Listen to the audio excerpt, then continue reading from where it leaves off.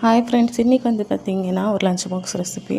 அதுக்கு வந்து பார்த்திங்கன்னா ஒரு பாத்திரத்தில் எண்ணெய் சேர்த்துட்டு எண்ணெய் நல்லா சூடானதுமே அதில் கடுகு சேர்த்துக்கலாம். கடுகு நல்லா பொரிஞ்சு வந்ததுமே அதில் வெங்காயம் வந்து பார்த்திங்கன்னா 2 வெங்காயம் பெருசாக கட் பண்ணி வச்சுருக்கேன். அதை சேர்த்து நல்லா பொன்னிறமாக வதக்கிக்கோங்க. அதுக்கப்புறமா அதில் 1 ஸ்பூன் போல் இஞ்சி பூண்டு பேஸ்ட்டோட பச்சை ஸ்மெல் போனதுமே கருவேப்பிலை, அது கூடவே 4 பச்சை மிளகாய் இது சேர்த்து நல்லா வதக்கிட்டு அது கூடவே 4 தக்காளி வந்து நான் சேர்த்துக்கிறேன். இது சேர்த்து இது கூடவே வந்து கொஞ்சமாக மஞ்சள் தூள், காரத்துக்கு ஏற்றாற்போல் மிளகாய் தூள் இதையும் சேர்த்துட்டு அதுக்கப்புறமா இதுக்கு தேவையான அளவு உப்பு இதிலேயே சேர்த்துக்கோங்க.